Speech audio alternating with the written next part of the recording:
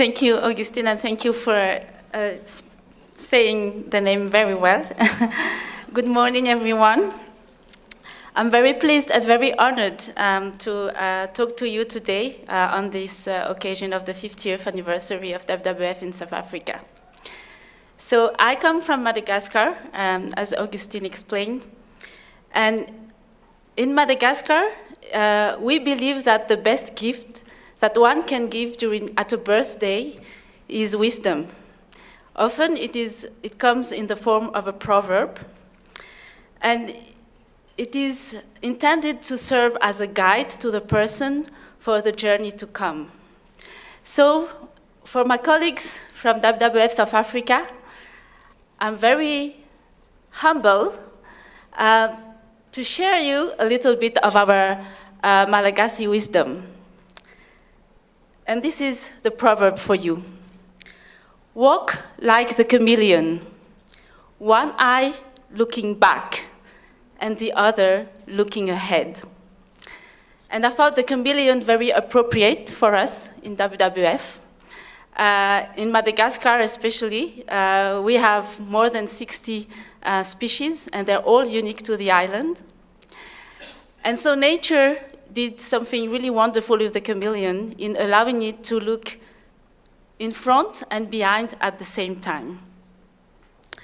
So today we celebrate the 50 years of conservation achievements of WWF in South Africa, for South Africa, but I also believe for the whole planet.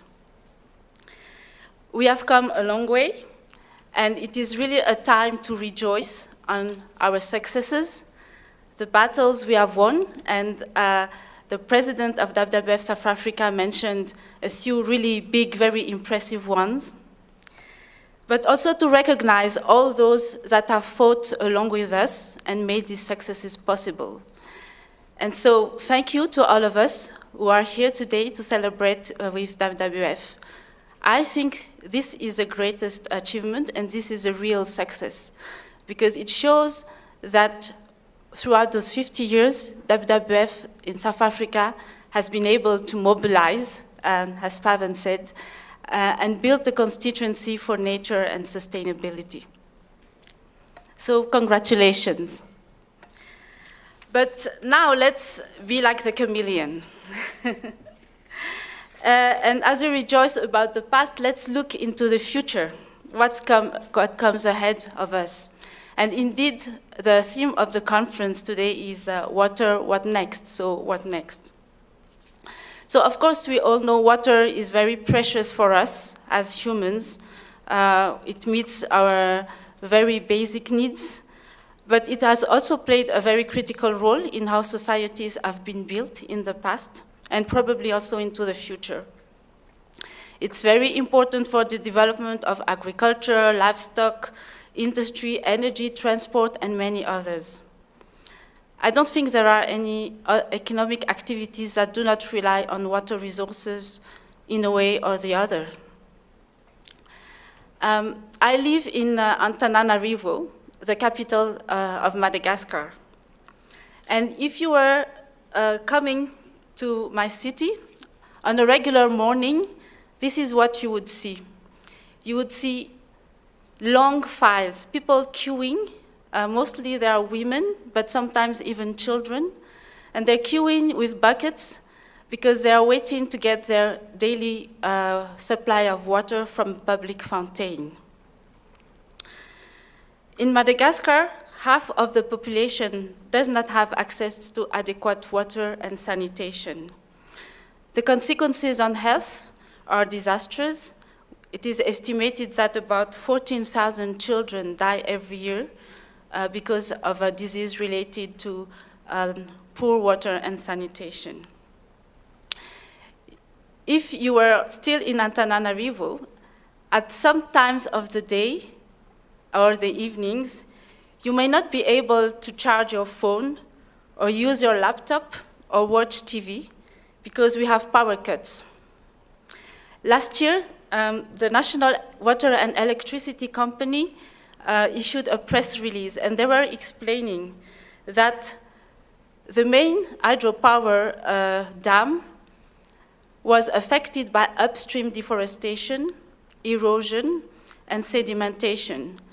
And because of that, there was not enough water coming to the turbines, and that was the cause of the frequent power cuts.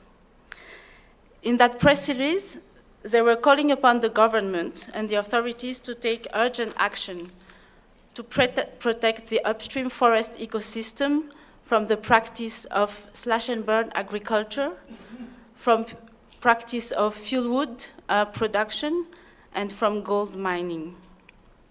So if you talk about water, what next for my city and for many others?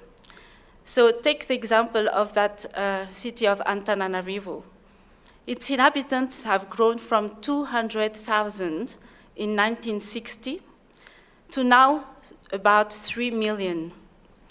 And the projections say that we will be 6 million by 2030.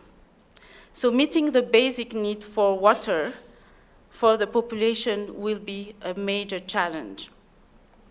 And beyond water, the real challenge will be to ensure that this population has opportunities to develop stable economic activities and livelihoods.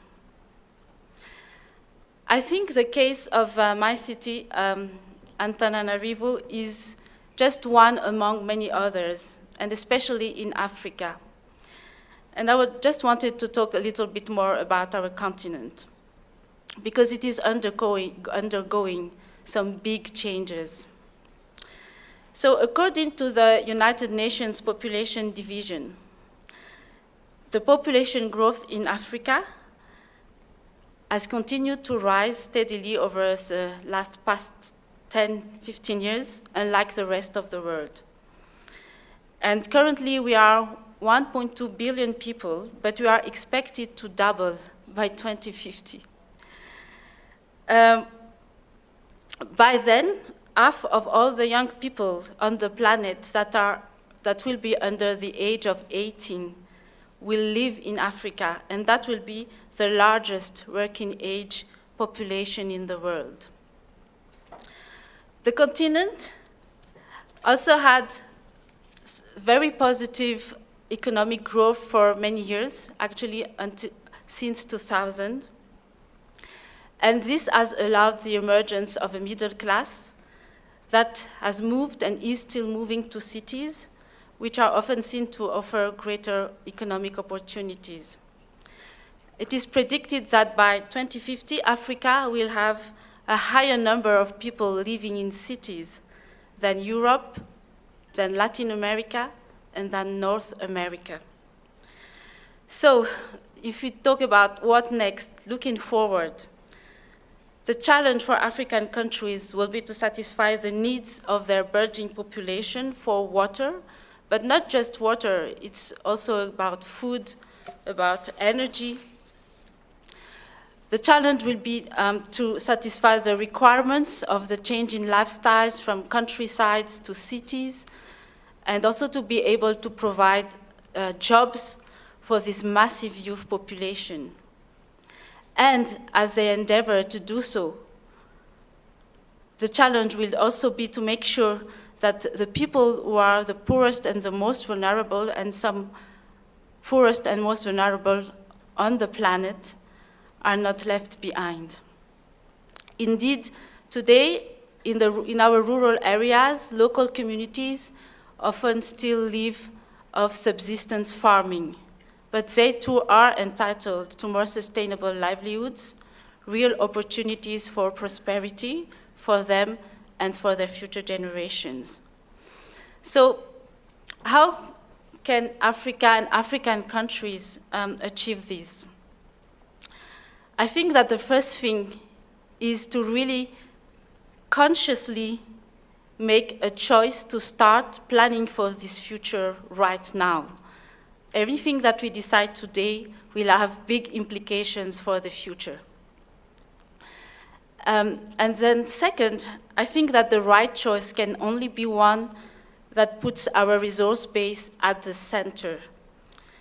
And by resource base, I mean the natural systems, the forests, the wetlands and rivers, the reefs, and their functions, such as maintaining soil quality, we talked about agriculture a lot earlier, supplying water, regulating climate, and many other functions. And put this as the basis, the foundation, and the center of our social and economic development. Without this base, and despite all the technology and all the technical solutions that our human and ingenuity can come with, there is no possible development in the long term. And yet, if you talk about this resource base, Africa has already lost 40% of its wildlife population over the last 40 years. And this is mainly due to the loss of habitat, due to land use changes. At the same time, our ecological footprint has increased by 240% from 1961 to 2008. Well, in very simple terms, it means that our resource base is rapidly declining. And on top of this, climate change is already happening and will continue to happen and continue to affect our natural, social, and economic systems. So going back to my country, which I know best, you are the expert on South Africa. Madagascar, we have a very high rate of deforestation, one of the highest in the world still. And a third of the total land area is already affected by desertification. That means less water and more degraded soils. The island also ranks among the most vulnerable countries to climate change. We are already seeing the decrease in productivity from agriculture and fisheries, the consequences of that on the national economy, and most importantly, on the daily lives of the poor farmers and the fishermen. So how can we put the resource base as a foundation for our social and economic development? I think we need development models that put policies that will reduce the ecological footprint and enhance the capacity to face the effects of climate change, that will invest in the rational management, the maintenance, and the expansion of our ecological infrastructure, just as we do with other infrastructures like roads and bridges and ports. And we need new rules of the games.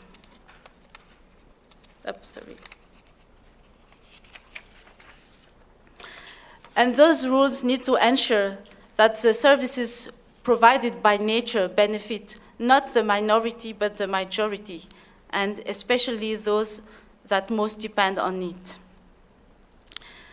In the past and until now, we may have been used to a different model of development, a model that took nature for granted, with thinking that we had an unlimited credit over nature. And I think this really needs to change. But taking this new path will require vision, will require courage, leadership, and innovation. It will require to think differently. It is a path that is different from what we may be used to aspire to. And so we need to question our deepest values as individuals, but also as societies. It also requires the mobilization of every part of that society. We talked about the youth, and I think this will be a huge force for the future, but also civil society, the businesses, the government, individual citizens.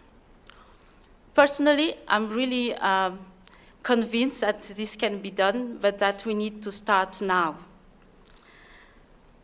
As one of the most developed countries in Africa, I think South Africa can and should lead the way, and the rest of the continent will be looking at you as an example to show us the way to towards sustainability.